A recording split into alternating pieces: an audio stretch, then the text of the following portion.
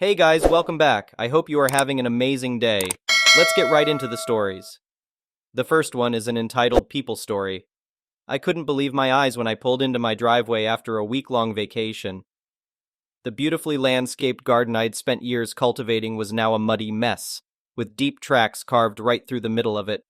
My prize-winning rose bushes, Japanese maple trees, and flower beds were completely obliterated.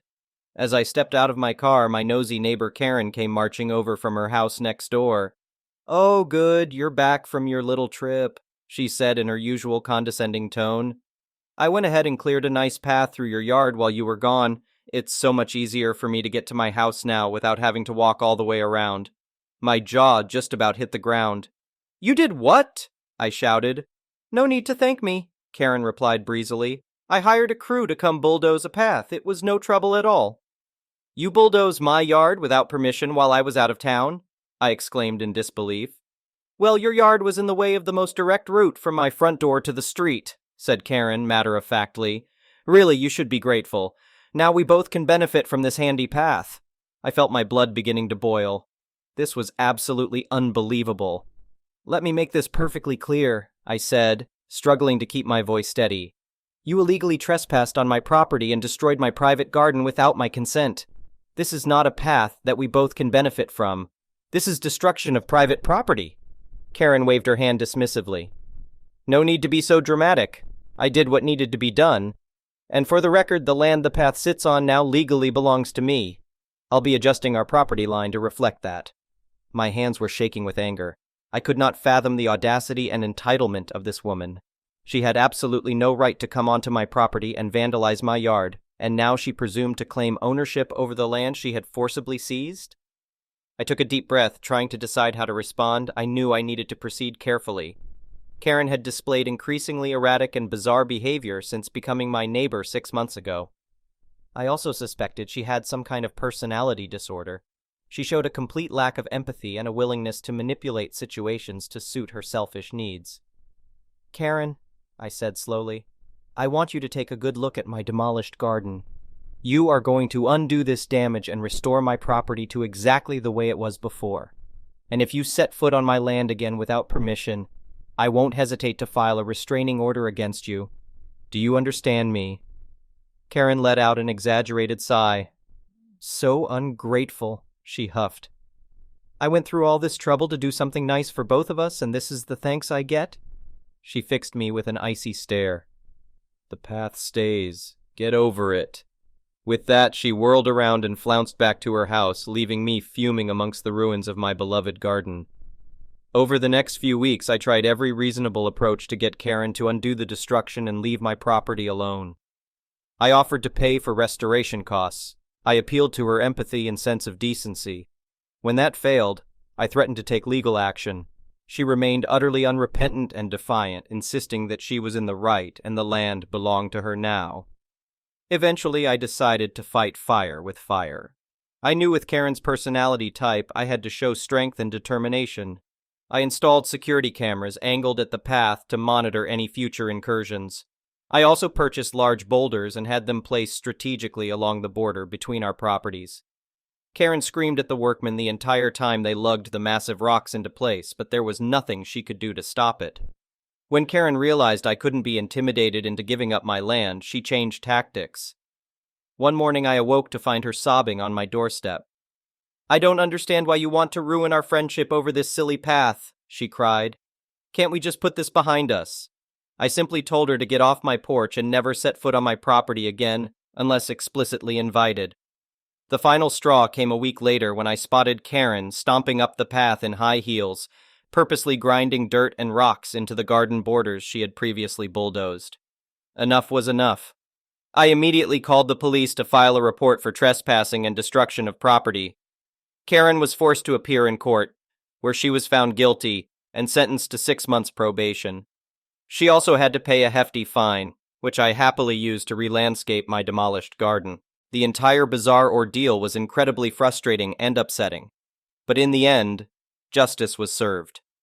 With my restored garden thriving once again, my boulders and cameras in place as sentries, and Karen learned a sorely needed lesson about boundaries and respecting other people's property, She definitely picked the wrong homeowner to try to bulldoze over.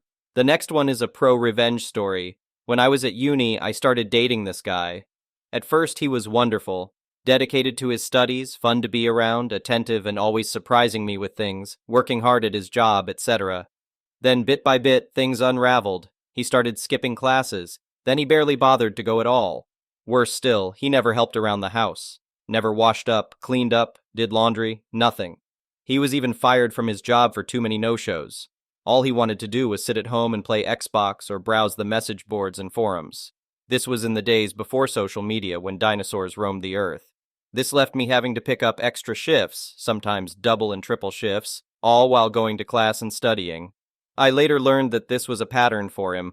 He'd be really dedicated to whatever he set his heart on, but then get bored and fall back into old bad habits. Then he'd find a new passion and rinse and repeat. I knew I should have ended the relationship much sooner, but I held out hope that he would snap out of it, that maybe it was just exam stress getting to him. I desperately wanted things to go back to how they were, but it was not meant to be. I caught him cheating and threw him out. I was so stressed with everything that it wasn't until the next day that our joint savings account crossed my mind. There was a little over $5,000 in there, and bar a few hundred from him, the rest was money I had saved. I checked the account and it was all gone. My ex had cleaned out the account and moved into a new flat with his side chick. I called the bank. There was nothing they could do. He was authorized on the account. I contacted the police. They told me there was nothing they could do since it was a joint account, so nothing criminal had happened. They suggested taking it to civil court, but said I'd probably spend more money than I got back in legal fees, so it likely wasn't worth it. My ex had stolen $5,000 and there was nothing I could do about it. I felt like such an idiot. I got even angrier when I saw his posts on various forums boasting about his new game consoles, new games, new TVs, and gadgets, all bought with my money. I'm not usually a vengeful person. Petty on occasion, sure, but I've never wanted to exact revenge as much as I did right then, and I knew just how to do it. While I was a student, I temped every summer to help pay for my studies. One such job had been for a debt collection agency.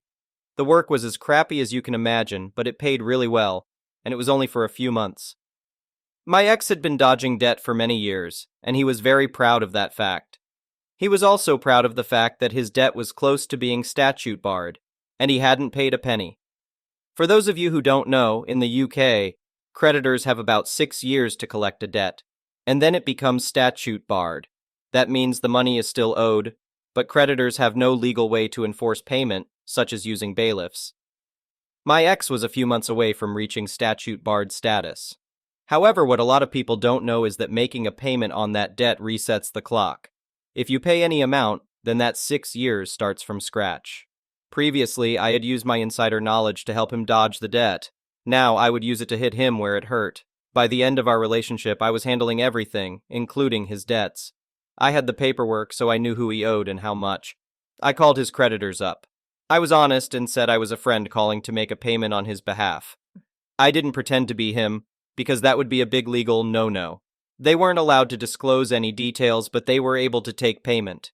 I paid the minimum I could on each debt, about $1 on most, but one had a minimum payment of $1.50. It was the best $8.50 I have ever spent. I also made sure to give them his new address and contact details, as well as his parents' address. Having worked in the biz, I knew they wouldn't change the address since I wasn't the account holder, but they would note it. They had various systems where they could search for his name against that address and see if anything came up. If they got a hit, they'd change the address. The trap was set. All I had to do was wait. A few months rolled by. Then it happened. His posts on the forums went from boasting about his new gaming PC to panic about a court date. He called me and begged for advice. I told him to F off. Seeing I wouldn't help, he asked for advice in the forums. One of his online friends told him not to turn up to court, that way they wouldn't be able to prosecute without him there. It was terrible advice that was 100% untrue. In fact, not showing up is one of the worst things you can do, especially in civil court. This was getting better and better. The court date came and went. My ex, naturally, didn't go.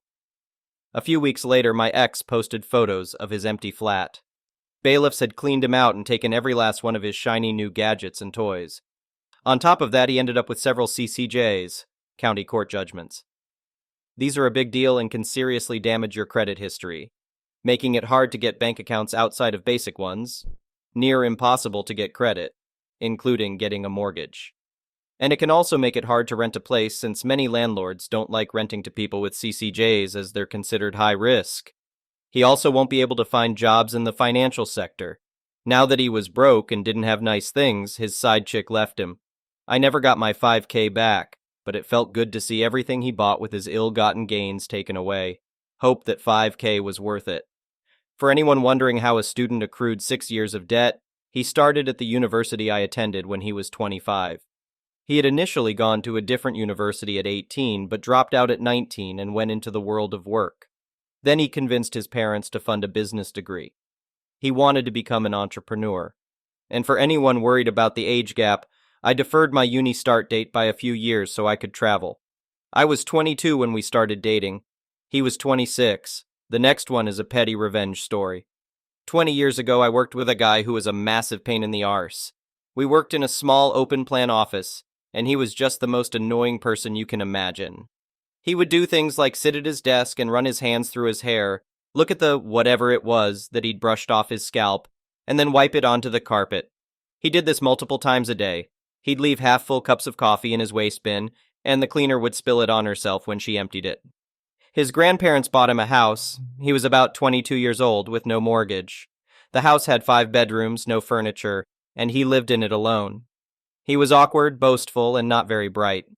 He never paid for a round when we were out for beers and never repaid people who bought him coffees. One day I asked about him. Has anyone seen Brad? I think he's gone to the toilet, said Rachel, our researcher. So I walked down the hall and sure enough he was sitting in a cubicle, presumably doing a crap. So I quickly got a handful of paper towels and soaked them in water. Scrunching it into a ball, I threw the sopping bundle over the cubicle door. He screamed blue murder and I ran back to the office, telling Rachel what I'd done and to not tell him I had left my desk. Brad came back, hair and shirt saturated and with bits of paper towel in his hair. He asked me why I did it, but I denied any knowledge, and Rachel and I played dumb. Stifling that laughter was the hardest thing I've ever done. But he knew. A week or so later, Brad asked where I was, to which Rachel replied, "In the loo." Brad decided to get his revenge, except that at that time I was actually down the road for some reason, but coincidentally, there was a person in the toilet. He was the managing director of an Asian car company affiliate who shared our floor. Yep. Brad slam-dunked a stranger with a ball of wet paper towel, a stranger for whom face was a very serious matter. So serious, in fact, that he pursued it with our boss when he returned from overseas. Our boss quickly got to the bottom of it. Brad was fired. Sorry, Brad. The next one is a malicious compliance story. A few years back, I worked at one of the big car rental companies in a rather small city in Germany. We had 2 offices, one on the outskirts with quite a sizable lot and a very small one at the train station. 4 official parking spots in front of the office, about 6 parking spots at the other end of the train station at the staff parking lot. We used to not get into trouble for using parking spots we didn't pay for. That one was a bit of a prestige thing because it enabled us to serve our business customers right when they got off the train. Both offices worked closely together, even sharing a vehicle pool within the booking software, and we were expected to move the cars around accordingly. The business at the station at the train station followed a pattern that would repeat every week.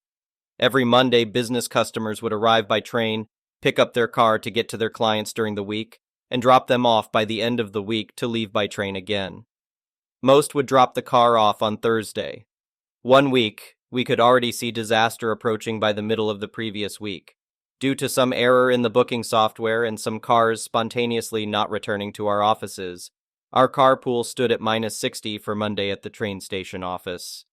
See, that's not unusual on a Monday. The problem was that overall, our shared carpool stood at -15. Since we are quite small and only a franchise of the car rental company, there was no way we would get extra cars from bigger stations, so we started trying to reach out to business customers to inform them that we most likely couldn't serve all reservations, and if we could, maybe cancel on them. Some understood while some insisted, and even more were not available when we tried to contact them. On Friday, my supervisor asked me if I could cover the shift at the train station office on Monday because she knew the colleague who was supposed to would mentally break if yelled at by customers. I knew it would be hell, but knowing that she would have the morning shift at the main office, we were sure we could make it work somehow.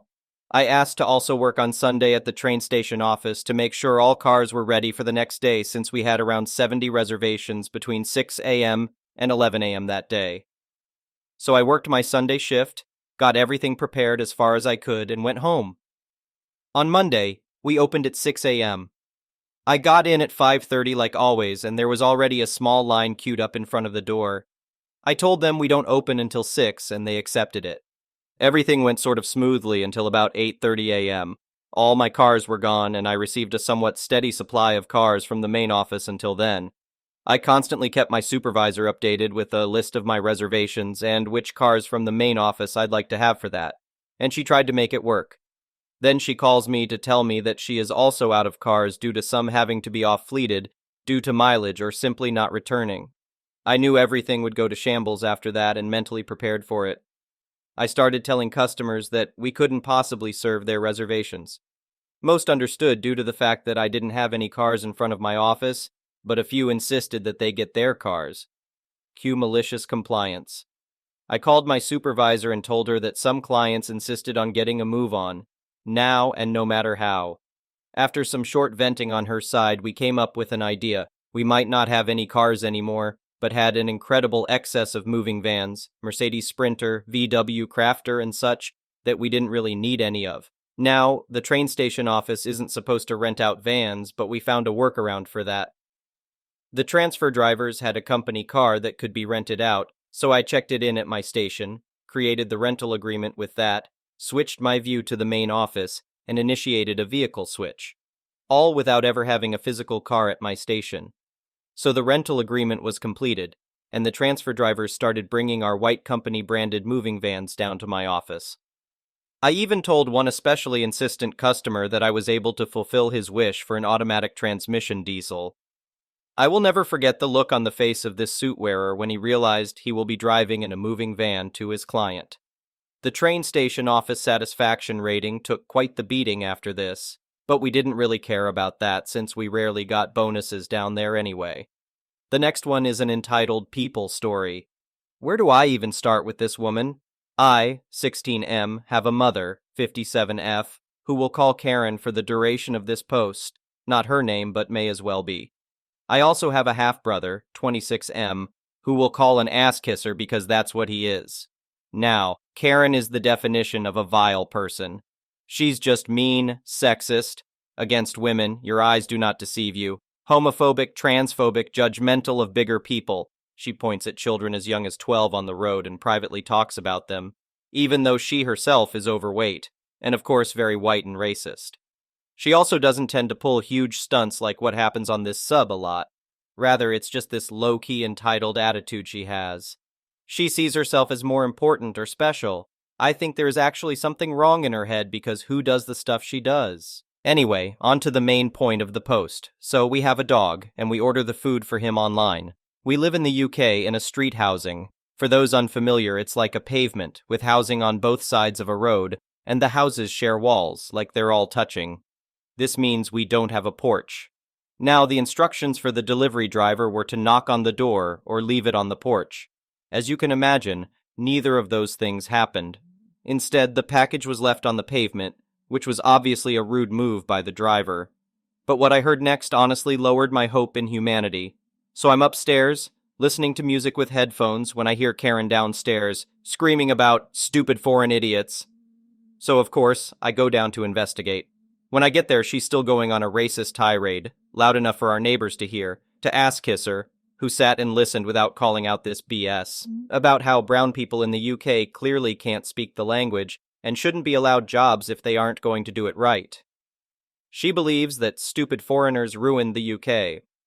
She then proceeded to send a mildly racist complaint to the company in charge of the delivery, saying that people who can't read and speak English shouldn't have jobs in delivery, and she requested that the man be fired. And she was proud of the email. Now I wish this was the end of the story, but Karen had other ideas. So a few weeks later, she was driving me to college, UK college can start at 16, to walk the dog and, unbeknownst to her, make me early to give me an opportunity to talk to the guy I have a crush on, Ulmau. Anyway, in the car on the way there, she proudly told me the continuation of this story. As it turns out, the same delivery driver came back again and did the delivery wrong again. So Karen decides to go outside, in her dressing gown to my knowledge, and confront him, yelling about someone like him still having a job, and that she'll have his job for this. She also told me not to tell her she's being racist because she's not. I called her out the first time, to no avail, so don't say I didn't try, and it was disgusting he still had a job. But I feel like if she hadn't been racist in her complaint and just talked about the problem, maybe something would have been done about it. But oh well, Karens will be Karens at the cost of abandoning common sense and human decency, I suppose. Thank you for watching. I would really appreciate it if you could like the video and subscribe to our channel if you haven't already. We'll see you again tomorrow.